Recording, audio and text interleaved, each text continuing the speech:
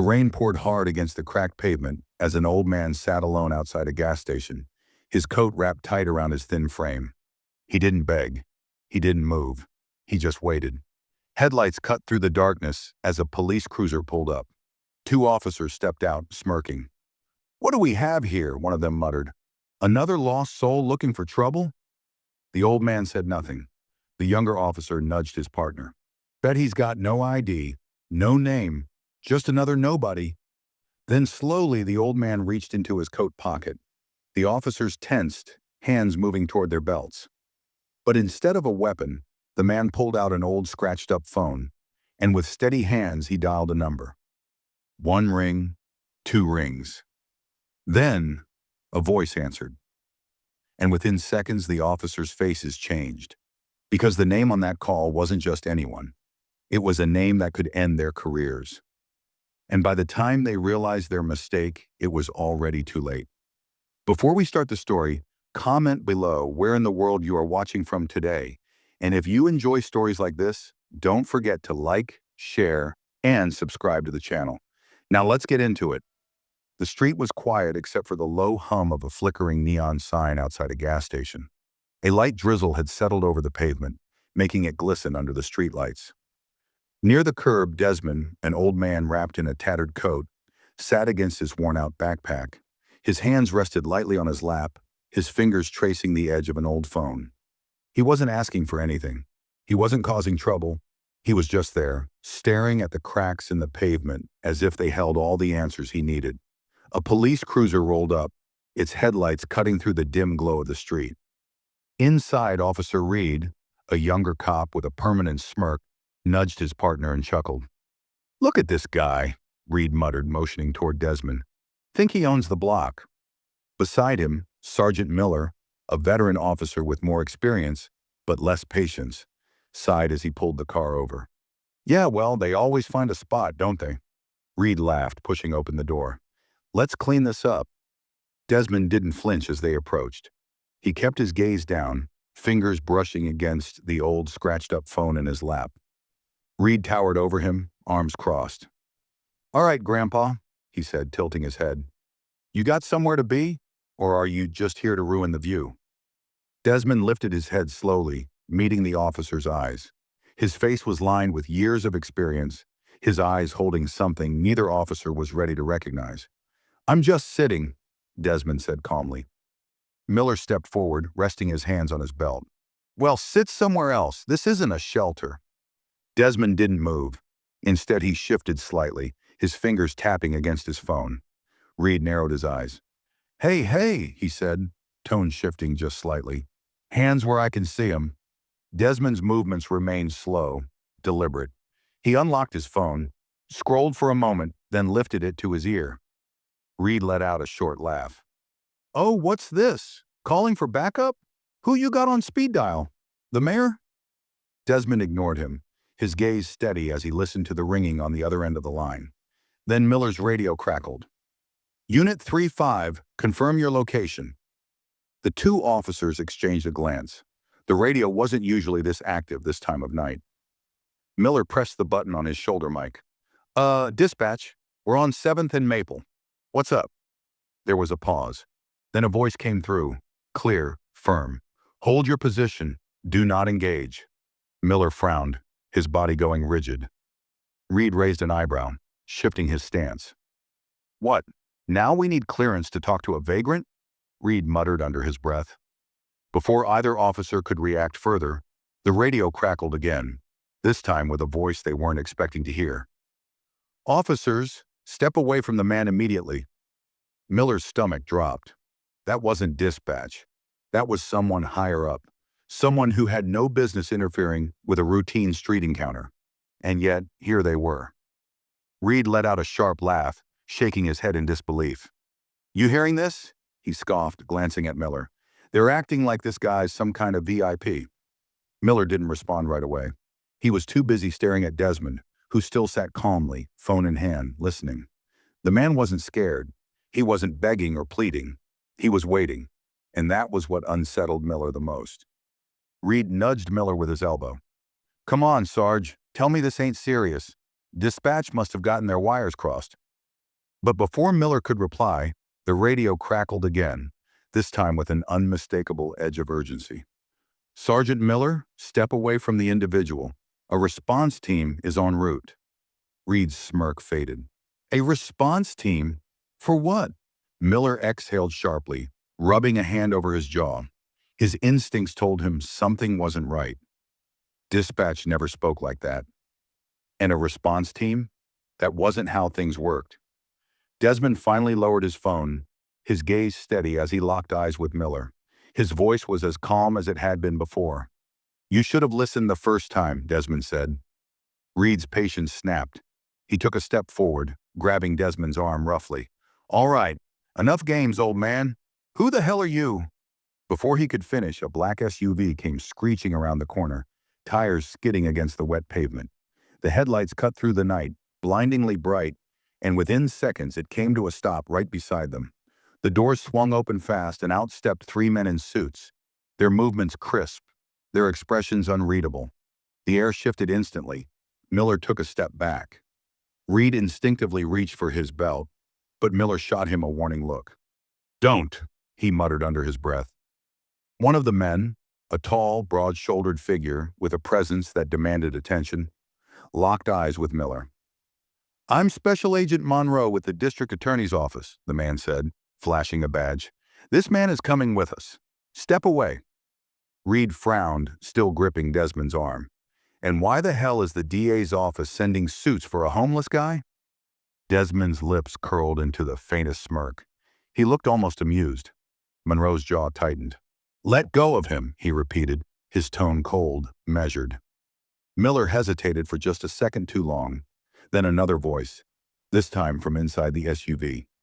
A woman stepped out. Her expression was unreadable, but her voice carried the kind of weight that could silence an entire room. "Officers," she said, her eyes landing on them like a judge watching a case unfold, "I suggest you do as you're told, right now." And that's when Miller recognized her, District Attorney Evelyn Carter. Miller's stomach twisted. They had made a mistake, a big one, and it was too late to fix it. Miller felt his pulse quicken. His grip on his belt tightened, though he knew there was nothing on it that could fix the situation they were in. Reed, still holding Desmond's arm, glanced between Monroe and D.A. Carter, his smirk now completely gone. "The hell is this?" Reed muttered, his voice quieter than before. "Since when does the DA show up for a street bum?" D.A. Carter ignored him. Her sharp gaze shifted to Desmond, giving him a brief nod. "Are you all right?" Desmond exhaled slowly, rolling his shoulder where Reed's grip had been. "I told them they were making a mistake," he said simply. His tone wasn't angry or rattled. It was matter of fact, as if this entire scene had played out exactly as he had expected. Reed scoffed, still not backing down. "I don't know what game this is," he said, looking at Monroe now, "but we were just doing our jobs. Guy's been loitering here for hours." Monroe's jaw twitched. His eyes flicked to Desmond, then back to Reed. "And did you check his ID before deciding he didn't belong here?" Reed hesitated, a beat too long. Miller swallowed hard. "Look," he started, his voice lower. "Maybe there's been some kind of—" "No," Monroe interrupted coldly. "There hasn't." Behind him, D.A. Carter took a step closer. The streetlight caught the hard set of her features, the way her eyes burned with something far heavier than anger. "This man," she said, tilting her head slightly toward Desmond, "is not a homeless vagrant." Reed let out a disbelieving chuckle, shaking his head. "Then who the hell is he?" Carter's gaze didn't waver. "This is Judge Desmond Hayes." The weight of the name landed like a punch to the gut. Reed's entire body tensed, his mouth slightly open, but no words coming out. Miller, who had prided himself on knowing the city's legal system inside and out, suddenly felt like he had been standing on solid ground, only to have it ripped from under him. Judge Hayes, not just a former judge, a retired federal judge, a man whose rulings had shaped some of the biggest cases in the state's history, a man who had once presided over courtrooms where men like Miller and Reed had testified, had watched him work, had seen the power he wielded, and they had just treated him like a common vagrant. Desmond let out a slow breath, his gaze shifting between them. "You assumed I was nothing, he said, voice steady. "And now you're about to find out what it means to be wrong." The SUV's back door opened, and another agent stepped out, holding a file. He walked straight up to DA Carter and handed it to her. She flipped it open, barely glancing at the contents before turning it around, holding it up for Miller and Reed to see. Inside, clipped neatly to the front, was Judge Desmond Hayes' federal credentials. Stamped, signed, and completely undeniable. The blood drained from Reed's face. Miller closed his eyes briefly, knowing there was no way out of this now. Miller's throat went dry. His eyes locked onto the official seal on the document, his mind racing for a way to explain this away. But there was no excuse, no justification, no protocol that could erase what they had done. Reed, still gripping Desmond's arm, let out a nervous chuckle, a weak attempt to cling to whatever arrogance he had left. He shook his head, his grip loosening, but not releasing. "Come on," Reed muttered, glancing between Miller and Carter. "This is ridiculous. If he's some big-shot judge, what the hell is he doing sitting outside a gas station looking like a damn vagrant?" Desmond didn't answer right away. He simply studied Reed, his gaze carrying the weight of experience. Then, in a voice as smooth as it was cutting, he said, "I wasn't aware existing required your approval." Reed opened his mouth to reply, but nothing came out. Carter let the moment stretch, watching the younger officer squirm under the weight of his own ignorance. Then, closing the file with a quiet snap, she took another step forward. "This isn't just about you arresting the wrong man," she said, her voice low, controlled. "This is about the fact that you never bothered to ask who he was in the first place. You saw an old black man, sitting alone, and you assumed. And now that assumption is about to cost you everything." Reed took a step back, his hands twitching at his sides. This is being blown out of proportion," he stammered, looking to Miller for backup. "Sarge, say something. We didn't do anything illegal." Miller said nothing, because he knew that was a lie. They had violated every basic protocol: no ID check, no probable cause, no due process. They had treated a federal judge like garbage, and now they were standing in front of the district attorney, the Special Investigations Unit, and a man who could have them wiped from the force with a single phone call. Desmond exhaled, stretching his fingers, his wrists still sore from Reed's grip. His voice remained eerily calm. "You keep asking why I was sitting there," he said, looking directly at Reed. "As if the idea of someone like me just being in this part of town is something you can't comprehend." His expression didn't change. "But the real question isn't why I was there," Desmond continued. "It's why you think I shouldn't be." Silence. Reed's jaw tightened, but he didn't have an answer. Miller swallowed hard. The weight in his chest was growing, tightening like a vice. He had seen officers ruin their careers over bad decisions, but this was something else entirely. This wasn't just a mistake. This was the kind of mistake that got people fired, that got cases reopened, that put entire precincts under federal investigation. And judging by the look on Carter's face, that's exactly what was about to happen. Miller felt sweat beat at his temple. His years on the force had taught him how to read situations, how to gauge when something was about to spiral beyond control. And right now, this wasn't just bad, it was career-ending. Reed still hadn't let go of his pride. He let out a sharp breath, shaking his head. "So what? We're just supposed to act like this is some big crime?" He motioned to Desmond with a stiff gesture. "We didn't put him in cuffs. We didn't throw him in the back of the car. We told him to move along, that's it." Monroe, the agent from the district attorney's office, stepped forward slowly, his presence alone enough to make Reed shut his mouth. His eyes were unreadable, but the tension in his stance spoke volumes. "You really don't get it, do you?" Monroe said, his voice dangerously even. "The fact that you didn't cuff him doesn't mean anything. The moment you laid hands on him, the moment you assumed he was less than you crossed a line you can't walk back from." Reed opened his mouth, but Carter cut him off before he could argue. "You want to act like this is just a misunderstanding?" she asked, her voice laced with something colder now, something final. "Fine, let's test that theory." She pulled out her phone and held it up. One tap on the screen. 1 second of silence. Then a dial tone rang out into the night air. Miller's stomach dropped. Reed frowned, looking between them. "Who are you?" Then a voice answered on speaker. "This is Chief Wallace, the police chief." Miller felt his breath catch in his throat. He knew Wallace, a man who didn't tolerate embarrassment, a man who would rather burn his own precinct to the ground than let bad press stick to his name. "Chief," Carter said, her voice sharp and businesslike, "I'm standing outside a gas station on 7th and Maple with a federal judge and two of your officers. I assume you'll want to hear what happened before I take this straight to the governor's office." There was a pause, a heavy, ominous pause. Then Wallace's voice came through, clipped and tight. "Put me on speaker." Carter's gaze flickered to Miller and Reed, her thumb pressing the button. The phone's speaker amplified the each next words for everyone to hear. "Miller! Reed! Tell me exactly what the hell you've done."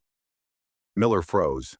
He could feel every set of eyes on him, waiting for him to explain the unexplainable. Reed swallowed hard. "Chief, this isn't—" "Shut your damn mouth," Wallace snapped. "I don't want excuses. I don't want explanations. I want the truth, and I want it now." The weight of those words settled over them like a death sentence. Reed, for the first time that night, looked genuinely afraid. Miller didn't need to hear another word. They were finished.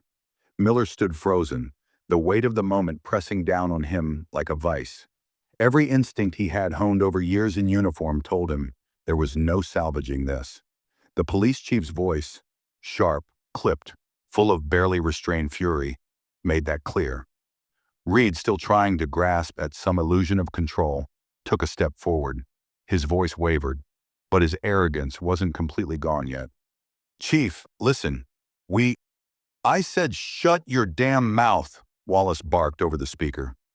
The force of his voice seemed to echo through the empty street, making even the agents from the DA's office glance at one another.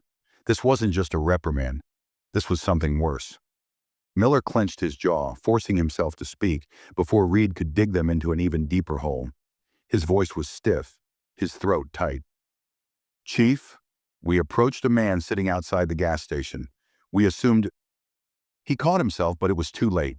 The damage was already done. Assumed. Wallace exhaled, and though it wasn't audible, Miller could picture exactly how he looked right now. Teeth grinding, hand pinching the bridge of his nose, fighting back the urge to scream. "You assumed?" Wallace repeated, his tone a dangerous growl. "Tell me you at least checked his ID before putting hands on a federal damn judge?" Miller couldn't bring himself to answer. His silence said enough. Wallace let out a bitter, humorless laugh. "Unbelievable. Undamn believable." Reed's hands curled into fists. "With all due respect, Chief, he didn't exactly look like a judge sitting out here like this. Carter cut him off, her patience visibly wearing thin. "Officer Reed, do yourself a favor and stop talking before you make this any worse." Reed's nostrils flared, but for once he obeyed. His eyes darted from Carter to Monroe, to Desmond, who still hadn't moved, still hadn't so much as raised his voice. That calmness was what unsettled him the most. Wallace spoke again, and this time his voice was colder. "Miller, Reed, here's what's going to happen." Miller felt his stomach turn, already knowing he wasn't going to like what came next. "You're both going to apologize to Judge Hayes. Right now." Reed stiffened. "Chief, Did I sound like I was asking?" Wallace snapped. "You don't even understand the hell you're in yet. But trust me, you will. Say the—" Words. Reed clenched his teeth so hard that his jaw twitched. Miller could see the fight in his eyes, the refusal to back down. But this wasn't a situation where pride mattered. This was survival. Miller turned to Desmond, his face void of the usual authority he carried. It was humiliating. It was infuriating. But he swallowed every last ounce of resistance and muttered through gritted teeth, "I'm sorry, sir." Reed didn't move. His jaw flexed, his fingers twitching like he was holding back everything in him. He was shaking with frustration, with shame. Monroe took a step forward, adjusting his coat. "Tick-tock, officer." Reed finally caved. The words tasted like acid, but he forced them out. "I apologize," he muttered, his voice barely above a whisper. Monroe shook his head. "Louder." Reed's face burned red, his eyes wild with anger. His breathing was heavy, shallow, but he had no choice. He clenched his fists, shoulders tight, and forced the words out, louder this time. "I'm sorry."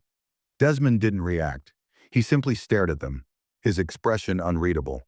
For a man who had just been forced into an apology, he looked like he had already won. But Wallace wasn't finished. "Now here's part two," he said, his voice colder than before. "Effective immediately, you're both suspended. Get in your car, drive back to the precinct, and wait. Internal affairs will be waiting for you." Reed snapped. "Suspended? Are you—" "Say one more word and I'll have your badge before sunrise," Wallace growled. That shut him up. Miller, still reeling, forced himself to nod. "Understood, Chief." Wallace took a breath, steadying himself. "And Miller?" Miller swallowed. "Yes, sir." "You're done, both of you." Miller's throat felt like it was closing. The chief didn't even say, "for now." There was no fixing this. The radio clicked off, the weight of the silence crushing. Carter, satisfied, turned back to Monroe. "Take Judge Hayes where he needs to go." Desmond finally moved. He picked up his backpack, adjusting the straps, and took one last look at Miller and Reed.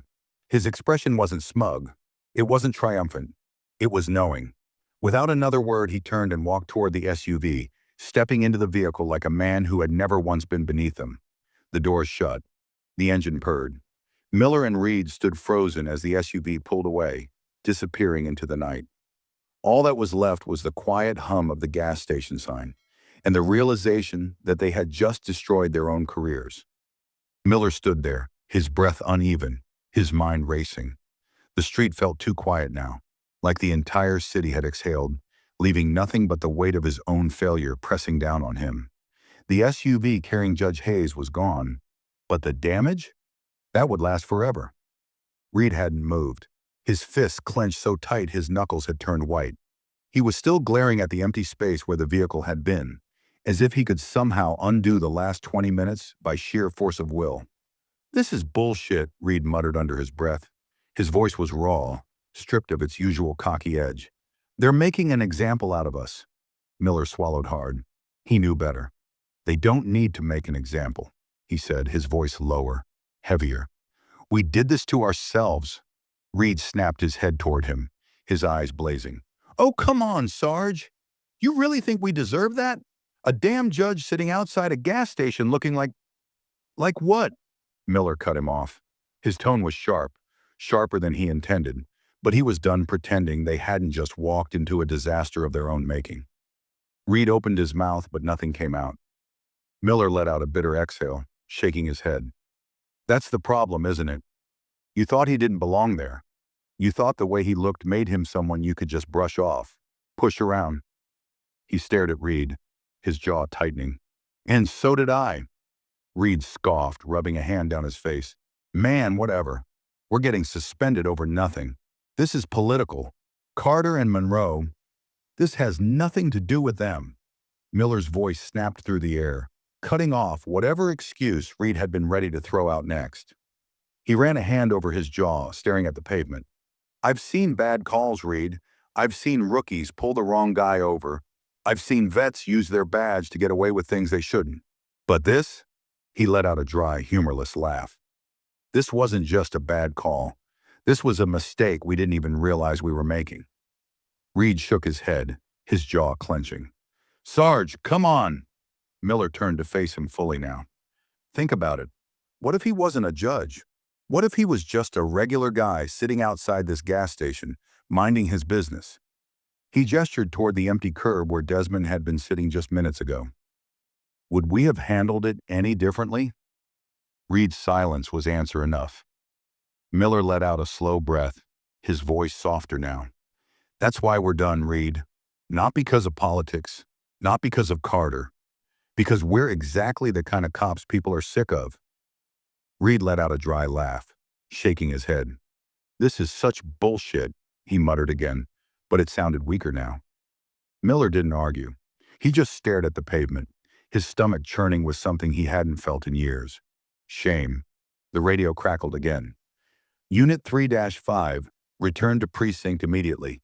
Chief Wallace is expecting you." Reed let out a sharp exhale, rubbing his face before throwing his hands up. "Well, there it is," he muttered. "The walk of shame." Miller didn't reply. He just turned, walking toward the cruiser, every step heavier than the last. They both knew what was waiting for them at the precinct. A hearing, a report, a career-ending decision. Miller had been on the force long enough to know that when the chief was waiting for you personally, you weren't coming back. They climbed into the car in silence. Reed gripped the steering wheel tight, staring out at the road, his jaw still locked with frustration. Miller just looked straight ahead, hands resting in his lap. For the first time in years, he wasn't sure if he even deserved the badge on his chest anymore. As the cruiser pulled away, the rain started falling harder, blurring the city lights into nothing but a streak of color. And somewhere out there, Judge Desmond Hayes was sitting in an office, making sure this mistake wouldn't just go away. This wasn't over, not by a long shot. The ride back to the precinct was silent. The kind of silence that wasn't just empty, it was suffocating. The rain drummed lightly against the windshield, the wipers moving in slow, steady swipes. But neither man spoke. Reed's grip on the steering wheel was tight, his knuckles still white, his jaw set in a hard line. Miller sat motionless in the passenger seat, staring straight ahead, his mind racing through everything that had just happened. He felt like he had been in the job long enough to know how to read between the lines, how to tell when a mistake was going to get swept under the rug and when it was about to turn into something bigger. This was about to turn into something a hell of a lot bigger.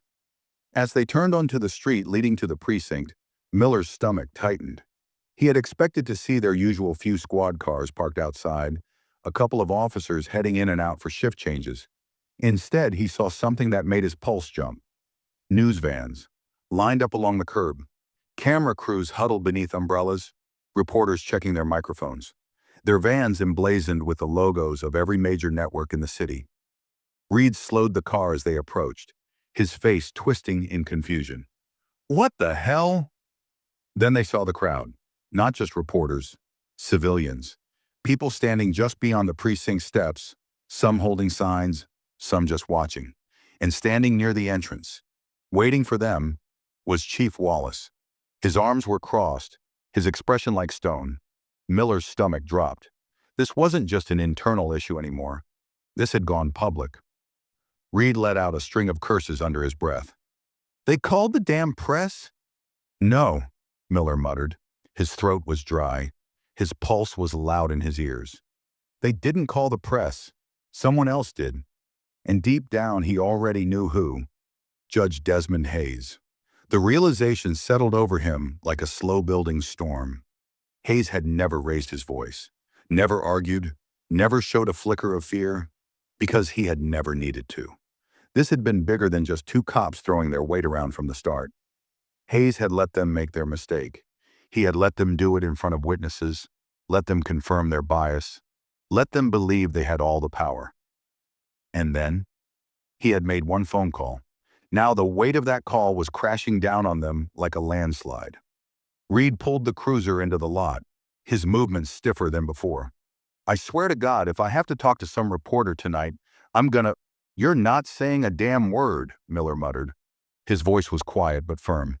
Not to the press, not to anyone. We're already dead. No need to dig the grave deeper. Reed scoffed but didn't argue. They parked, the engine cutting off with a final heavy silence. Outside, the air felt different. The moment Miller stepped out of the car, cameras turned toward them, flashes popping in quick succession. The murmurs from the crowd swelled as reporters moved closer, trying to shove microphones past the barriers. Officer Reed, Sergeant Miller, can you confirm the reports of misconduct?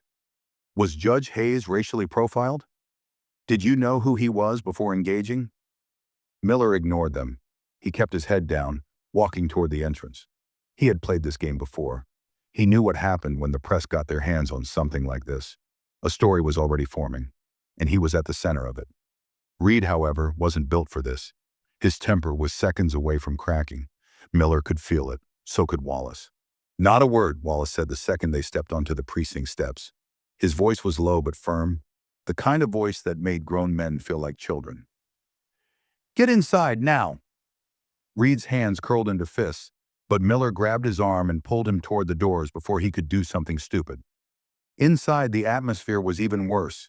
The entire precinct had changed. Officers stood around in tense clusters, whispering in low voices, their glances flicking toward them like they were already ghosts. Miller felt it before he even saw it.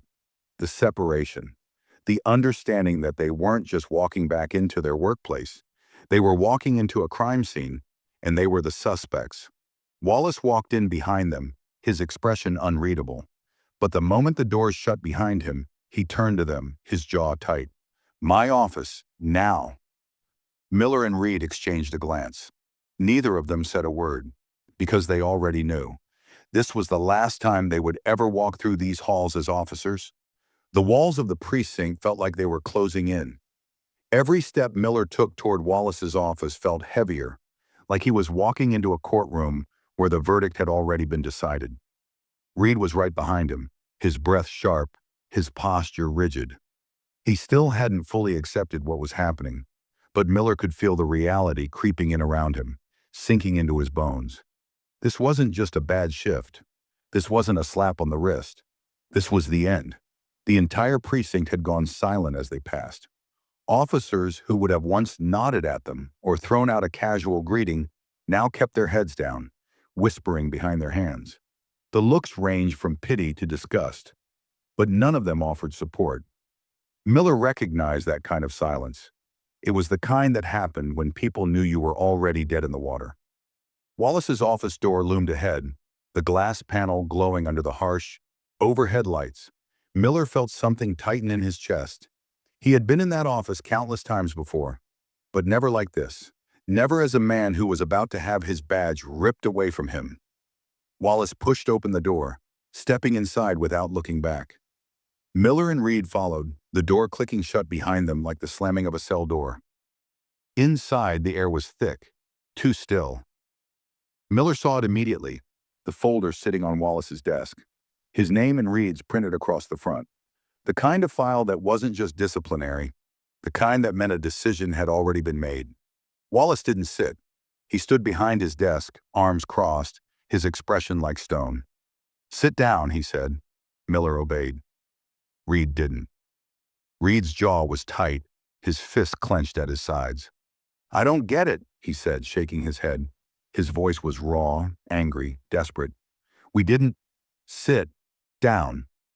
Wallace's voice cut through the air like a blade. Reed hesitated, his body taut with barely contained frustration. But after a long, bitter second, he dropped into the chair beside Miller. Wallace exhaled slowly, shaking his head. "I don't even know where to begin," he muttered, rubbing his temple. "You two really screwed the department on this one." Miller spoke first, his voice steady, controlled. "Chief, we didn't know who he was. Wallace's head snapped up. "That's the damn problem, Miller." He slammed a hand down on the desk. "You never stopped to ask." The words hit harder than expected. Miller clenched his jaw, but he didn't argue. He couldn't. Wallace shook his head, stepping around his desk, leaning against it as he crossed his arms. "Do you have any idea what I just sat through? What my phone has been doing for the last hour?" Neither of them spoke. Wallace let out a bitter laugh. "I've had the mayor's office breathing down my neck. The governor's chief of staff demanding to know why two of my officers just made national news. Oh, and let's not forget the Department of Justice, who now has serious concerns about how my precinct operates." Miller's stomach dropped. Reed's face darkened. "The DOJ?" Wallace nodded, his expression grim. "Yeah, the DOJ," he turned, flipping open the file on his desk. "And guess what? They're opening a full investigation into not just you two, but the entire department." Silence. The weight of that sentence landed like a hammer. Miller knew what that meant.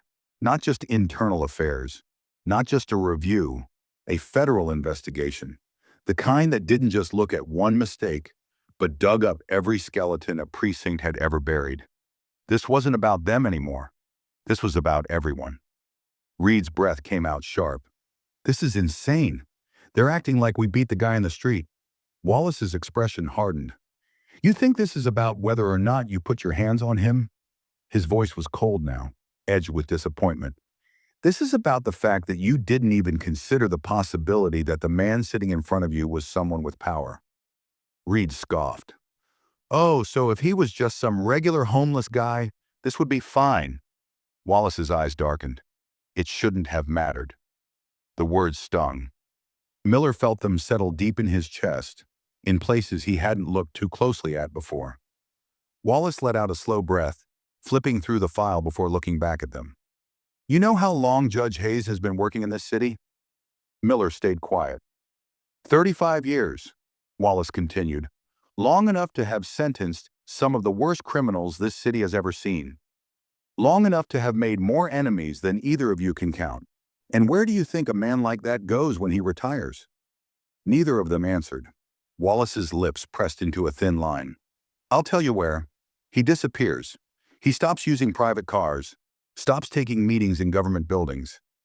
He doesn't trust the system anymore, because he knows how fragile it is. He knows how easy it is for a man like him to just vanish. He shook his head. So he lives quiet, keeps to himself, stays off the grid, and then one night he decides to sit outside a damn gas station, minding his own business. And you two, his voice was razor sharp now, full of barely controlled fury. You two decide he doesn't belong there. Reed's face burned with frustration. So what, now we're racists? That what this is about? Wallace's expression didn't change.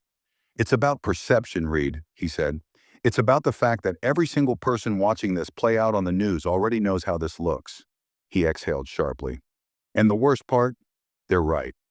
The words hit like a gavel in a courtroom. Miller stared at the desk. Because Wallace was right. Every word of it. And there was nothing he could do to change that now. Wallace straightened, closing the file. You're both suspended indefinitely, he said, his voice final. But make no mistake, this isn't a suspension. This is a slow, quiet way of saying you're done. Reed's breath came sharp, his eyes wide. You're firing us? Wallace sighed, rubbing his temple. Not yet, but the DOJ will. The press will. The mayor will. He let out a tired, bitter laugh. I'm just giving you a head start before they take everything from you themselves. Silence. The kind that meant there was nothing left to say. Wallace moved toward the door. Clean out your lockers, and don't talk to the press on your way out. He turned his back to them. Unless you want to make this even worse. The door swung open, and just like that, the meeting was over. Miller sat still, staring at the floor, his stomach hollow. Reed was breathing heavily, his hands twitching, but he didn't argue. Because what was there to argue? They had already lost. Miller sat motionless in the chair, staring at the floor, the words still hanging in the air like a death sentence. Suspended, indefinitely. It was over. Reed, breathing hard beside him, shook his head in disbelief. His jaw was clenched so tight, Miller swore he could hear his teeth grinding. This wasn't how things were supposed to go. This is a joke, Reed muttered under his breath, his voice hoarse. We're really letting this happen? Just like that? Miller finally looked up, his expression unreadable. We don't have a choice, he said quietly. Reed turned to him, his eyes burning with frustration. Like hell we don't. You're just gonna let them ruin us? Over this? He gestured wildly, as if he could physically push the situation away. Miller sighed and leaned forward, resting his forearms on his knees. His head throbbed. Reed, it doesn't matter what we think. It doesn't matter what we say. You saw those cameras outside. You heard Wallace. The DOJ is involved. This isn't a precinct issue anymore. It's a city issue. A national issue. Reed scoffed, rubbing a hand down his face. So what? We just walk out with our tails between our legs? Miller didn't answer right away. He thought about all the years he had put into the force. The long shifts, the late nights, the sacrifices. And now it was all being washed away in a single night. But the worst part, he didn't even know if he wanted to fight it. Because deep down, in a place he hadn't wanted to acknowledge until now, he knew they had been wrong. Not just tonight, not just with Judge Hayes, but for a long time. He thought about all the times he had looked the other way when another officer stepped out of line, the times he had let assumptions dictate his decisions, the times he had dismissed complaints because he thought he understood the system better than the people suffering from it. And now he was the one suffering. Maybe that was the real punishment, realizing too late that he had been part of the problem all along. Reed was still rambling, still trying to piece together a way out of this, but Miller barely heard him. His eyes drifted to the window, where the flashing lights from the news vans still illuminated the outside world. And then his gaze landed on something that made his breath hitch. A man standing at the edge of the crowd. He wasn't holding a camera. He wasn't part of the press. He wasn't even holding a sign like some of the others who had come to protest. He was just watching Miller. And when their eyes met, Miller felt something shift inside him, because it was Desmond Hayes. The retired judge stood still, his hands tucked into the pockets of his long coat, his posture relaxed, his expression unreadable. He wasn't gloating. He wasn't angry. He just looked. And Miller felt exposed. Reed noticed the change in his expression and followed his gaze. When he saw Hayes, his reaction was instant. "Oh, come on," he hissed. "What the hell is he still doing here? What, he didn't ruin us enough already?" Miller didn't respond, because Hayes was waiting for something. Miller could feel it. The judge had every reason to walk away and never think about this night again. He had won. He had power. He had the backing of the DA, the DOJ, the press, the entire damn system. And yet, he was still here. Why? Miller stood up, ignoring Reed's protests. "What are you doing?" Reed snapped. "Miller, seriously?" But Miller didn't stop. He walked past Wallace's office door, past the hushed whispers of officers who already considered him a dead man, walking, past the weight of everything collapsing around him. And then he stepped outside. The cold air hit him immediately, but it wasn't the temperature that made him shiver. It was the way Desmond Hayes looked at him, not with triumph, not with pity, but with expectation, like he was waiting to see what kind of man Miller would be now. Miller took a deep breath, swallowed down every ounce of pride, and walked forward. Whatever happened next, it was already out of his hands. Miller walked toward Judge Desmond Hayes, his steps slow but deliberate. The murmurs from the crowd faded into the background, drowned out by the pounding in his ears. He wasn't sure what he was going to say, or if he even had the right to say anything at all. Hayes stood still, his coat shifting slightly in the cold night breeze. His face remained unreadable, the same quiet strength he had shown in the gas station still present. He hadn't changed. Miller had. As Miller approached, the space between them felt heavier, charged with something unspoken. He stopped a few feet away, hands at his sides, shoulders squared. But not in the way he used to stand when asserting authority. There was no badge to lean on now, no gun, no power. There was only him. For a long moment, neither of them spoke. The world around them kept moving. Reporters talking into cameras, officers whispering in groups, civilians watching from a distance. But in this moment, it felt like just the two of them. Miller exhaled, his breath visible in the cold air. Then finally he spoke. "I was wrong." The words felt foreign in his mouth, heavy and unpracticed. He wasn't used to admitting fault. Not like this. Not without justifying it, not without making excuses. Hayes didn't react. He just watched, waiting. Miller swallowed, forcing himself to continue. "I didn't stop to think. I assumed. I didn't ask questions. I just acted." He shook his head slightly. "I've been doing this job for a long time, and I've always told myself I was one of the good ones, that I didn't abuse my power, that I was fair.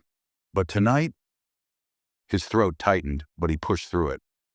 "Tonight I realized that being one of the good ones doesn't mean a damn thing if I still let my own assumptions decide who matters and who doesn't." He meant it, every word. Hayes tilted his head slightly, considering him. "And what are you going to do with that realization?" Miller hesitated, not because he didn't know the answer, but because he wasn't sure if Hayes would believe him. "I don't know," Miller admitted. "I don't think I can fix what I've already done. And I sure as hell don't think anyone's going to listen to me now, but," he exhaled, "I know I can't walk away from this pretending I didn't learn something, pretending I didn't see something about myself I should have seen a long time ago." Hayes nodded slowly, still unreadable. "And your partner?" Miller's jaw tensed. He didn't turn around, but he could feel Reed's eyes burning into his back from the precinct steps. He doesn't get it yet, Miller said simply. Maybe he never will. Hayes studied him for another long moment. Then something shifted in his expression. Not forgiveness, not relief, but understanding. And for the first time, his voice softened. It took me years to understand something about men like you, Hayes said. You see yourselves as protectors. But the problem with believing you're always the one protecting, he paused, his eyes holding Miller's, is that you never stop to think about who you might be hurting. Miller swallowed. He didn't look away. The words weren't spoken with anger. They weren't meant to tear him down. They were just true. And truth was the hardest thing to hear. Miller took a slow breath. He didn't know what he had expected from this conversation, but whatever it was, it didn't matter. Because this was exactly what he needed to hear. Hayes glanced past him, toward the flashing cameras and reporters watching from the sidelines. He let out a quiet sigh, as if already weary of the attention. Then, without another word, he turned and walked away. Miller didn't stop him. He just stood there, watching as a man he had wronged walked away with more dignity than he had ever deserved. And for the first time in his life, Miller understood what it meant to truly feel small. Miller stood rooted to the spot, watching as Judge Desmond Hayes disappeared into the crowd, swallowed by the movement of people, flashing lights and the distant hum of the city. He could still hear the murmurs of the reporters behind him, waiting, anticipating, hoping for a soundbite, a reaction, something they could slap across the evening news. But he had nothing left to say. The wind cut through the streets, sharper now, and Miller finally turned, walking back toward the precinct steps. Every step felt heavier than the last, the realization settling deeper in his bones. He had spent years thinking he understood the world, that he could read a situation in an instant, categorize people based on instinct, and never be wrong. Tonight had proven otherwise.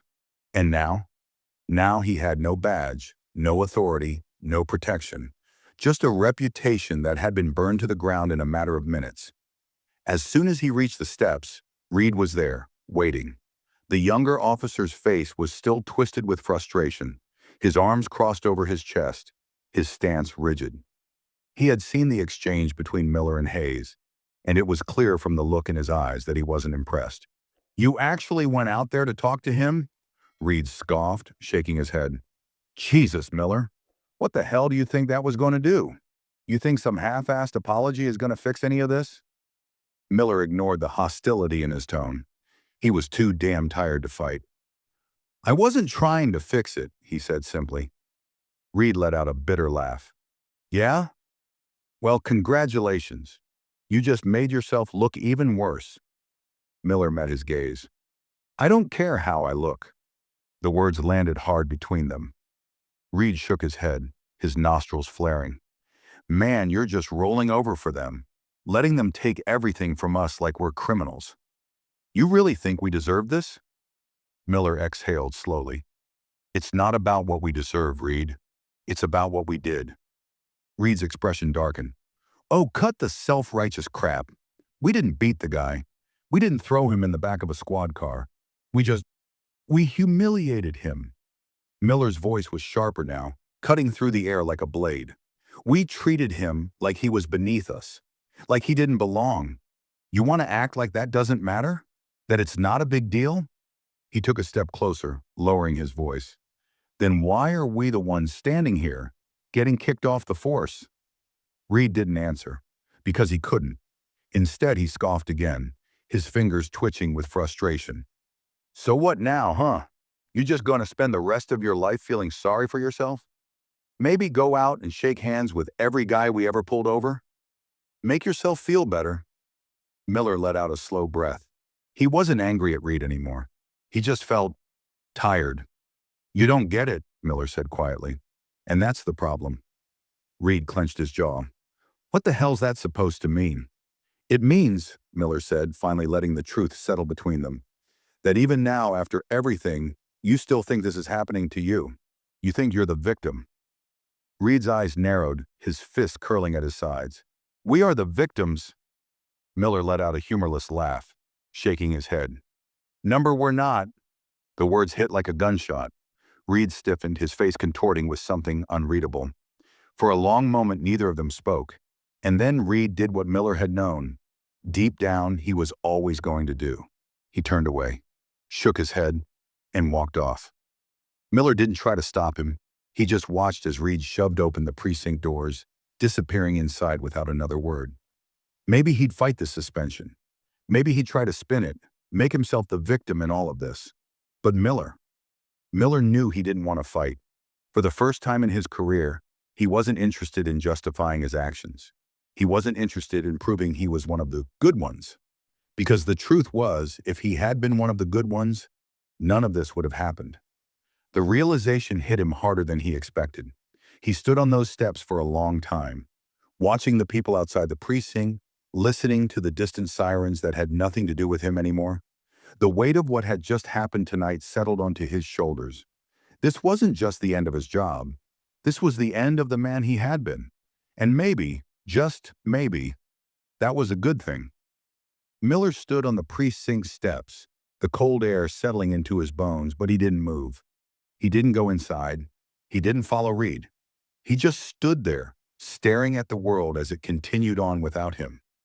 The crowd in front of the station had started to thin, but the news vans were still parked along the curb. A few reporters lingered, watching him like vultures circling a carcass, waiting to see if he would break, if he would come down those steps and give them the story they wanted. He wouldn't. Because Miller knew how this worked. It didn't matter what he said now. He could go to every camera, tell every station that he wasn't a bad cop, that he hadn't meant to harm anyone, that he had just made a mistake. But none of that mattered, because the world had already decided what he was. And maybe for the first time in his life, he wasn't going to argue. The precinct doors swung open behind him. He didn't turn around, but he heard footsteps, steady and deliberate, coming to a stop beside him. Wallace. The chief didn't speak right away. He just stood there, looking out over the street the same way Miller was. The silence stretched between them, heavy and unspoken. Finally, Wallace exhaled, shaking his head. Hell of a night. Miller let out a humorless chuckle. Yeah. Another beat of silence. Then Wallace turned slightly, looking at him. You're not going back inside. It wasn't a question. Miller swallowed, his jaw clenching slightly. No. Wallace nodded as if he had expected that answer. Figured as much. Miller turned to him now, watching the older man carefully. He had worked under Wallace for years, had respected him, even when he didn't always agree with him.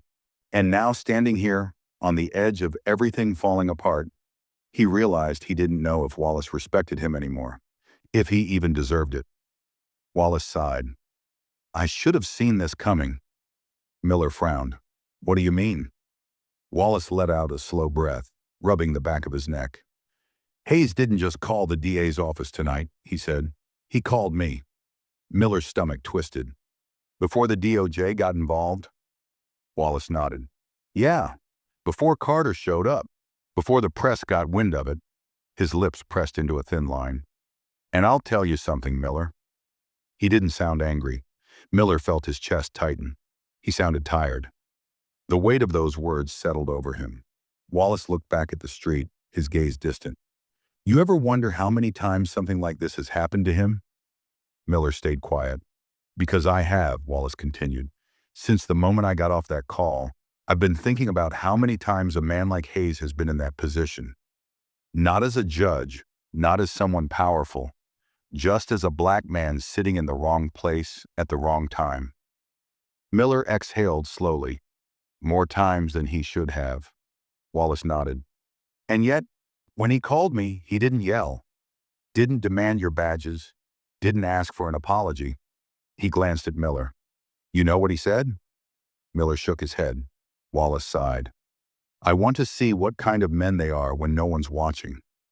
Miller's breath hitched. He swallowed, looking down at his hands, hands that had once carried the weight of a badge that meant something, that he thought had meant justice. But tonight had shown him the truth. Justice had never been in the badge. It had always been in the choices he made. And now he had to decide what kind of man he was without it. Wallace studied him for a long moment before letting out another tired breath. I won't lie to you, Miller. You're done here. His voice was calm but final.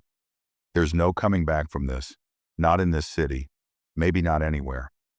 Miller knew that, but hearing it out loud still made his chest tighten. I know, he said quietly. Wallace nodded, then hesitated. So what now? Miller let out a slow breath. I don't know. And for the first time in his life, that didn't scare him. Wallace gave him a long, unreadable look before finally stepping back toward the doors. But before he left, he said something Miller knew would stay with him for a long time. There's a difference between a good cop and a good man. Wallace's voice was softer now, almost regretful.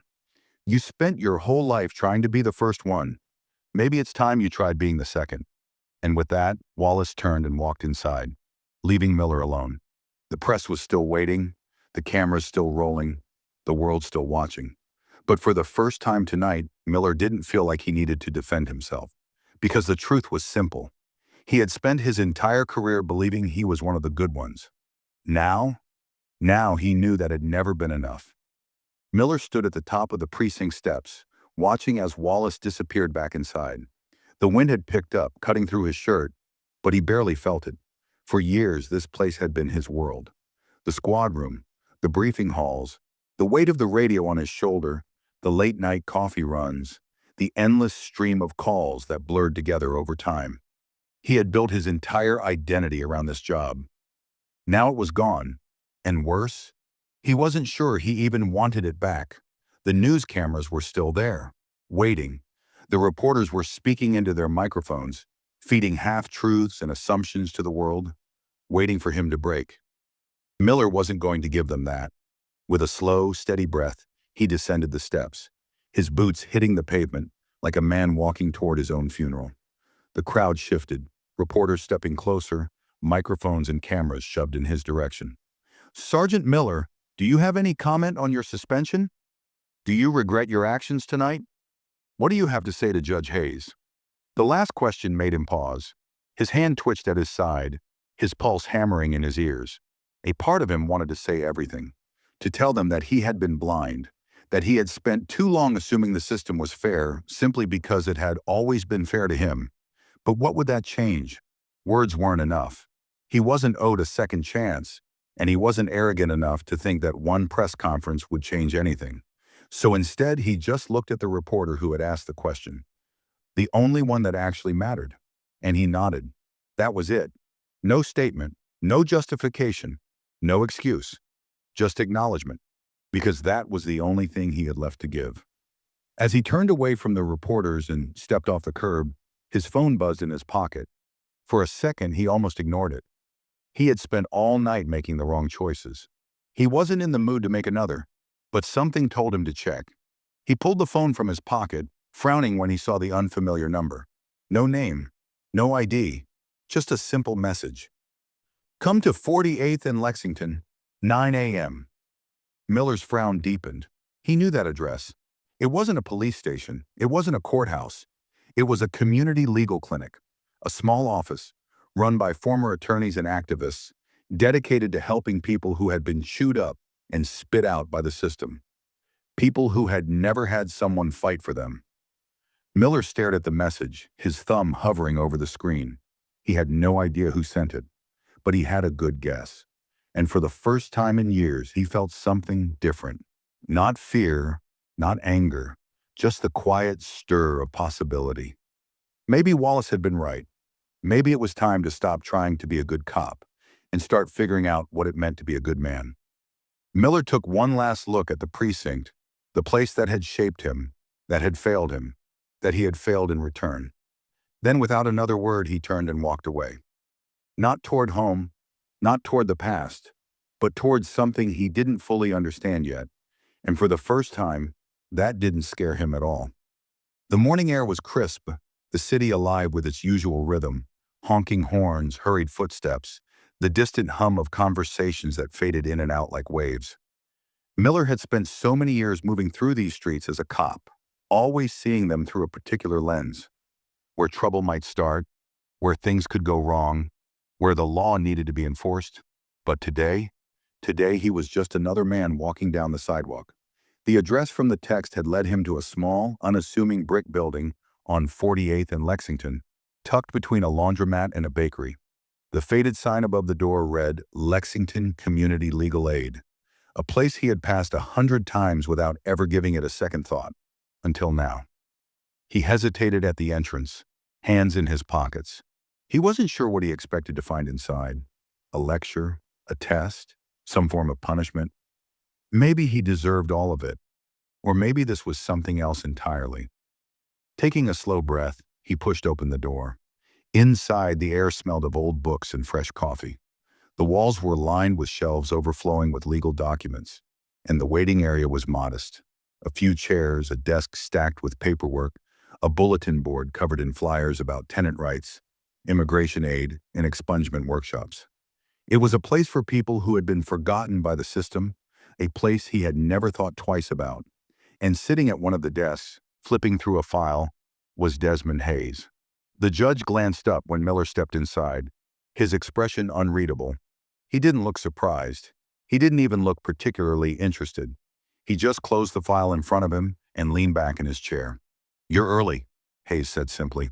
Miller hesitated. "Didn't want to be late." Hayes studied him for a long moment before nodding toward the seat across from him. "Have a seat." Miller did as he was told. No badge, no gun. Just a man facing the weight of his own mistakes. Hayes rested his elbows on the desk, folding his hands together. "Tell me something, Sergeant." He stopped himself, shaking his head slightly. Number, not Sergeant. Just Miller. Miller swallowed, nodding. He wasn't a cop anymore. "Not really." Hayes tilted his head. "Why are you here?" Miller exhaled. "Because you told me to be." Hayes let out a soft, amused breath. "Number, I sent a message. You chose to show up, so I'll ask again." He leaned in slightly. "Why are you here?" Miller stared at the desk for a moment, his hands clasped in front of him. "I don't know," he admitted finally. "Maybe because I need to figure out what comes next." He swallowed, his throat dry. "Because I spent so many years thinking I knew who I was, and now I'm not sure I ever did." Hayes didn't respond right away. He just watched him, his gaze unreadable. Then slowly, he nodded. "That's an honest answer," he said. "I'll take that." Miller let out a breath he hadn't realized he was holding. Hayes sat back, tapping a finger against the desk. "Tell me, Miller, how many people have you arrested in your career?" Miller frowned slightly. "I don't know. Hundreds, probably. And how many of those arrests changed someone's life for the better?" The question landed like a gut punch. Miller opened his mouth then closed it, because the truth was, he didn't know. Sure, there had been the big cases, the ones that made the department look good. Drug busts, gang arrests, warrants served with precision and force. But what about the others? The small arrests, the ones that never made the news? The man who missed a court date because he couldn't afford bail. The teenager caught with a joint in his pocket. The woman pulled over for a broken taillight, only to end up in a cell for unpaid tickets. Had any of those people walked away better than they were before? Or had he just added to the cycle? Hayes saw the realization settle on his face. He nodded again, as if he had already known the answer. "You ever wonder why I retired early?" Miller looked up. "You could have stayed on the bench another 10 years. Hayes smiled, but there was no joy in it. "I could have, but after a while I realized something." He gestured to the stacks of files on his desk. "I spent decades sentencing people, doing what I thought was justice. But no matter how many men I sent to prison, no matter how many rulings I made, nothing ever changed." Miller listened, silent. "So I decided to do something else," Hayes continued. "I walked away from the bench, came here, started helping people before they ever reached a courtroom." He tapped a file. "Because fixing something before it's broken is a hell of a lot harder than punishing it after the fact." Miller swallowed, shifting in his seat. "And you think I can do something like that?" Hayes tilted his head. "That depends." "On what?" "On whether you actually want to do better," Hayes said simply, "or if you just want to feel better." Miller felt that in his chest. For a long moment, neither of them spoke. Then slowly, Hayes reached for a folder on the desk and slid it toward him. Miller hesitated before picking it up. Inside were case files, handwritten notes, a list of upcoming community outreach events, programs aimed at people who had been failed by the system. Hayes steepled his fingers. I could use someone who understands how the other side works. Miller blinked. Are you offering me a job? Hayes chuckled. I'm offering you a chance to learn. Miller exhaled. He wasn't sure what he had expected when he walked through that door, but it hadn't been this. Yet for the first time in a long time, he didn't feel lost. Because maybe Wallace was right. Maybe it was time to stop trying to be a good cop and start figuring out what it meant to be a good man. Miller closed the folder, looked Hayes in the eye, and nodded. I'm in. And just like that, the next chapter of his life began. If you made it to the end of this story, let me know your thoughts in the comments below. Do you think justice was served? Don't forget to like this video, share your thoughts, and subscribe to the channel for more powerful stories like this. Thanks for watching.